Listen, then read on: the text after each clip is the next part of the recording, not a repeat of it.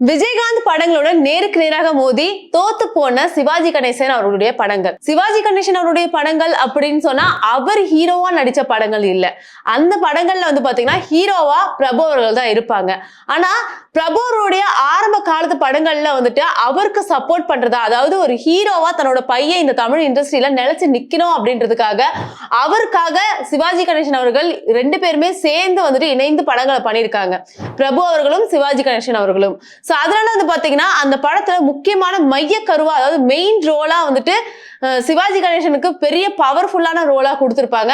அந்த இடத்துல ஒரு துணை நடிகர் மாதிரி, அதாவது சிவாஜி கணேசனுக்கு சப்போர்ட் கேரக்டரா பிரபு அவர்கள் நடிச்சிருப்பாங்க. ஆனா அந்த படத்துல ஹீரோ யாருன்னு பாத்தீங்கன்னா பிரபு அவர்கள் தான்.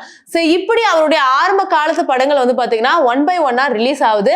அந்த படங்கள் யாரோட படங்களுடன் மோதுதுன்னு பாத்தீங்கன்னா விஜயகாந்த் அவருடைய படங்களுடன் மோதுது, நேருக்கு நேரா மோதுது.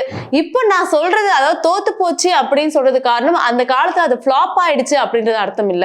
விஜயகாந்த் படங்களை விட இந்த படம் நல்லா போயிருக்கு. அந்த டைம்ல ரிலீஸ் ஆகும்போது, ஒன் டேல ரிலீஸ் ஆகும்போது இந்த படத்தோட இந்த படம் கம்பேர் பண்ணும்போது இந்த படம் நல்லா போயிருக்கு அப்படிதான் நான் சொல்றேனே தவிர்த்து இந்த படம் ஃபிளாப் ஆயிடுச்சு, வசூலிக்கல அப்படின்றத என்னோட மென்ஷன் இல்ல. சோ அதை நான் இந்த வீடியோல நான் பதிவு பண்ண நான் விரும்புறேன். இப்போ பாத்தீங்கன்னா எப்பவுமே சிவாஜி கணேசன் அவருடைய மகனான பிரபு அவர்கள் எப்பவுமே சொல்ற ஒரே விஷயம் என்னன்னா, விஜயகாந்த் அவர்களுக்கு நாங்க ரொம்ப பெரிய கடமைப்பட்டிருக்கோம், அவர் மேல எனக்கு பெரிய மரியாதை இருக்கு. அதுவும் இல்லாம என்னோட ஆரம்ப காலத்து படங்கள்ல நான் பார்த்து கத்துக்கிட்டது யார்கிட்ட இருந்து பாத்தீங்கன்னா விஜயகாந்த் அவருடைய படங்கள் இருந்துதான் கத்துக்கிட்டேன். அவருக்கு நான் ரொம்ப பெரிய கடமைப்பட்டிருக்கேன். ஏன் அப்படி பாத்தீங்கன்னா, சிவாஜி கணேசன் அவருடைய டெத் அப்போ பாத்தீங்கன்னா ரொம்ப பெரிய கூட்டம், பயங்கரமான ஒரு கூட்டம் இருக்கும். அதுல எல்லா ஆக்டர்ஸும் நடந்து போய்கிட்டு இருப்பாங்க. சோ அந்த கூட்டத்தை கலைக்கணும். ரொம்ப நேரமா போலீஸ் எல்லாருமே ட்ரை பண்ணிட்டு இருப்பாங்க. அந்த கூட்டத்தை கலைக்கவே முடியாது.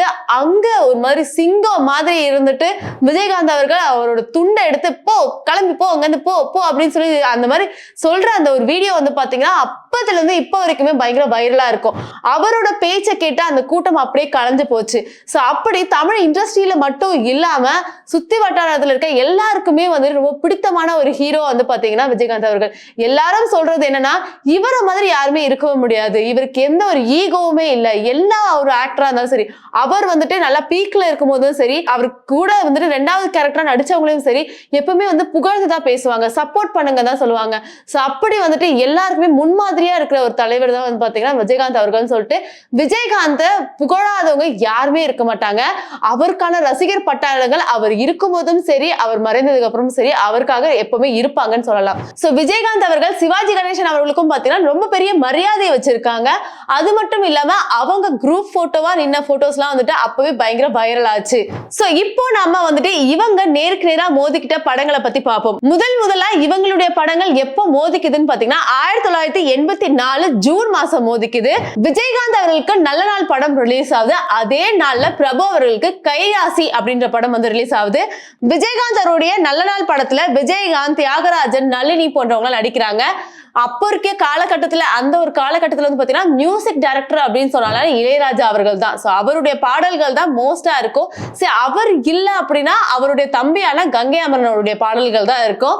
அதனால பாத்தீங்கன்னா இந்த படத்துல இளையராஜா அவரோட மியூசிக் தான். சோ இந்த படம் மக்கள் மத்தியில் நல்ல ஒரு வரவேற்பை பெற்றுச்சுனே சொல்லலாம். சோ பாடல் ரீதியாகவும் சரி, கதை ரீதியாகவும் சரி, மக்கள் இந்த படத்தை நல்லாவே கொண்டாடினாங்க. சோ இதற்கு போட்டியா பிரபு அவருடைய கைராசி அந்த படத்துல பாத்தீங்கன்னா பிரபு, ராதா, சில்க் இவங்க எல்லாம் நடிச்சிருப்பாங்க. சோ சில்க் சுமித்ரா அவங்களுடைய படங்கள் அவங்க போஸ்டர்ல இருந்தாலே போதும், அவங்கள பாக்குறதுக்காகவும் சரி, அந்த படங்களை பாக்குறதுக்காகவும் கூட்டங்கள் அந்த காலத்துல தான் இருந்துச்சு. ஆனா அப்படி வந்துமே பாத்தீங்கன்னா இந்த படம் ஆவரேஜா தான் போச்சு. இதுக்கு போட்டியா விஜயகாந்த் அவருடைய படமான நல்ல நாள் படம் தான் நல்ல ஒரு வெற்றியை கடந்தனால இப்போ விஜயகாந்த் அவர்கள் தான் வெற்றி அடைகிறாரு. இதே மாதிரியான அடுத்த முதல் 1984 தீபாவளி அப்போ மோதிக்கிறாங்க. சோ விஜயகாந்த் அவர்களுக்கு வைதேகி காத்திருந்தால் இந்த படம் ரிலீஸ் ஆகுது. பிரபு அவர்களுக்கு வம்ச விளக்கு படம் ரிலீஸ் ஆகுது. சோ விஜயகாந்த் அவர்கள் நடித்த வைதேகி காத்திருந்தால் படம் பாத்தீங்கன்னா அவருடைய கரியர்லயே ரொம்ப இம்பார்ட்டன்டான படம்னு சொல்லலாம். சோ இந்த படம் விஜயகாந்த் அவர்கள் பண்ணிருக்க அந்த ரோல் பாத்தீங்கன்னா ரொம்பவே வித்தியாசமான ஒரு ரோல். அவர் அந்த லவ் ஃபெயிலியர் ஆகும்போதும் சரி, அவர் லவ் பண்ணிட்டு இருக்கும் போதும் சரி, அந்த ரெண்டு காட்சிகளையும் ரசிக்கிறதுக்காகவே பல மக்கள் இருப்பாங்க. சோ இந்த படத்துல பாத்தீங்கன்னா இளையராஜா அவருடைய மியூசிக் பாத்தீங்கன்னா ரொம்ப சூப்பர் டூப்பர் ஹிட். இப்போ வரைக்குமே எல்லாருமே 2K கிட்ஸ் வரைக்குமே எல்லாருமே விரும்பி கேட்கக்கூடிய ஒரு பாடல்னே சொல்லலாம். சோ இந்த படத்தோட கிளைமேக்ஸ்ல வேற விஜயகாந்த் அவர்கள் இறந்துருவாங்க. இந்த படத்தை பாக்குறதுக்கு அந்த அளவுக்கு மன கஷ்டமா இருக்கும், அவர் இறந்து போறாரு அப்படின்றதுனால. சோ பாடல் ரீதியாகவும் சரி, கதை ரீதியாகவும் சரி, அந்த ஒரு காலகட்டத்திலேயே வந்துட்டு ரொம்ப ஒரு சூப்பர் டூப்பர் ஹிட் கொடுத்துச்சு. 100 நாட்களுக்கும் மேல வந்துட்டு இந்த படம் தியேட்டர்ல ஓடி அந்த அளவுக்கு நல்ல ஒரு வெற்றியை கொடுத்துச்சுன்னே சொல்லலாம். சோ இதற்கு போட்டியா வந்து பிரபு அவருடைய வம்ச விளக்கு இந்த படத்துல வந்து பாத்தீங்கன்னா பிரபு, சிவாஜி கணேசன், KR விஜயா, MN நம்பியான்னு சொல்லிட்டு பெரிய பெரிய பட்டாளங்கள் எல்லாருமே நடிச்சிருப்பாங்க. இந்த படத்தோட மியூசிக் டைரக்டர் கங்கை அமரன் அவர்கள் தான். இந்த படமும் வந்து பாத்தீங்கன்னா ஆவரேஜா தான் போச்சு சொல்லலாம். பட் இதற்கு போட்டியா வந்து விஜயகாந்த் அவருடைய படம் வந்து நல்லா சூப்பர் டூப்பர் ஹிட் கொடுத்ததுனால விஜயகாந்த் அவரோட ஒரு படம் தான் வெற்றி அடையுது. இந்த படம் வந்து ஆவரேஜா போச்சு. இதே மாதிரியான அடுத்த முதல் 1985 நடக்குது. விஜயகாந்த் அவர்களுக்கு ராமன் ஸ்ரீராமன் படம் வந்து ரிலீஸ் ஆகுது. பிரபு அவர்களுக்கு நீதி நிழல் படம் வந்து ரிலீஸ் ஆகுது. விஜயகாந்த் அவர்கள் நடிச்ச ராமன் ஸ்ரீராமன் இந்த படத்துல விஜயகாந்த் அவர்கள் டபுள் ரோல் பண்றாங்க. இந்த படத்துல விஜயகாந்த், ஜோதி, சத்யராஜ், வனிதா சொல்லிட்டு பெரிய பெரிய பட்டாளங்கள் நிக்கிறாங்க. சோ இந்த படத்துல சிவாஜி ராஜா சொல்றவர் வந்துட்டு இசையமைச்சிருக்காரு. இந்த படம் வந்துட்டு ஆவரேஜா தான் போச்சு, ஓரளவுக்கு மீடியமா தான் போச்சு சொல்லலாம்.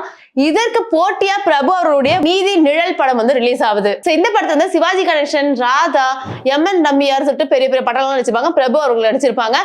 இந்த படமும் ஆவரேஜ் தான் போச்சுன்னு சொல்லலாம். அதனால 2 படமும் ஆவரேஜா போனதுனால இந்த இடத்துல யாருமே வந்து வின் ஆகல. இதே மாதிரியான அடுத்த முதல் 1985 மே மாசம் நடக்குது. விஜயகாந்த் அவர்களுக்கு புதிய சகாப்தம் படம் ரிலீஸ் ஆகுது. இந்த படத்துல விஜயகாந்த், அம்பிகா, விசு இவங்கெல்லாம் நடிக்கிறாங்க. இந்த படம் வந்து பாத்தீங்கன்னா நல்ல ஒரு வெற்றியை கண்டுச்சுன்னே சொல்லலாம். இதற்கு போட்டியா வந்த பிரபு அவருடைய படமான நேர்மை படம், இந்த படத்துல வந்துட்டு சிவாஜி கணேசன் அண்ட் பிரபு அண்ட் சுஜாதா, ராதிகான்னு சொல்றவங்க நடிச்சிருப்பாங்க. இந்த படமும் நல்ல ஒரு வரவேற்பை பெற்றுச்சுன்னே சொல்லலாம். ஆனா இந்த படத்தை விட விஜயகாந்த் அவருடைய படம் வந்துட்டு புதிய சகாப்தம் படம் வந்துட்டு நல்ல ஒரு ஹிட்டை கொடுத்தனால இந்த வாட்டியும் வந்துட்டு விஜயகாந்த் அவரோட படம் தான் வெற்றி அடையுது. இதே மாதிரியான அடுத்த முதல் 1986 நடக்குது. பொங்கல் அப்ப வந்து ரிலீஸ் ஆகுது. விஜயகாந்த் அவர்களுக்கு கருமேடு கருவாயன் அப்படின்ற ஒரு படம் வந்து ரிலீஸ் ஆகுது. இதுல வந்துட்டு விஜயகாந்த், நளினி இவங்க நடிச்சிருப்பாங்க. இந்த படத்தோட இசையமைப்பாளர் இளையராஜா அவர்கள். இதற்கு போட்டியா பிரபு அவர்களுடைய சாதனை படம் வந்து ரிலீஸ் ஆகுது. இந்த படத்துல சிவாஜி, KR விஜயா, நளினி இவங்க நடிக்கிறாங்க. சோ பிரபு அவருடைய இந்த படத்தை விட இதற்கு போட்டியா வந்து விஜயகாந்த் அவருடைய படமான கருமேடு கருவாயன் இந்த படம் வந்து நல்ல ஒரு வெற்றியை கண்டுச்சுட்டே சொல்லலாம். அது மட்டும் இல்லாம இந்த படத்துல இருக்க பாடல்களும் ஹிட் ஆச்சு. இந்த படத்துல விஜயகாந்த் அவர்கள் ரொம்ப டிஃப்ரெண்டா இருப்பாரு. அவருடைய இந்த சினிமா கரியர்லயே வந்து பாத்தீங்கன்னா கருமேடு கருவாயன் இந்த படம் வந்துட்டு ரொம்ப ஒரு ப்ரையாரிட்டிஸை கொடுக்குதுன்னே சொல்லலாம். அதனால வந்து பாத்தீங்கன்னா பிரபு அவருடைய படத்தை விட விஜயகாந்த் அவரோட படம் நல்ல ஒரு வெற்றியை கண்டதால இந்த வாட்டியும் விஜயகாந்த் அவர்கள் தான் வெற்றி அடைகிறாரு.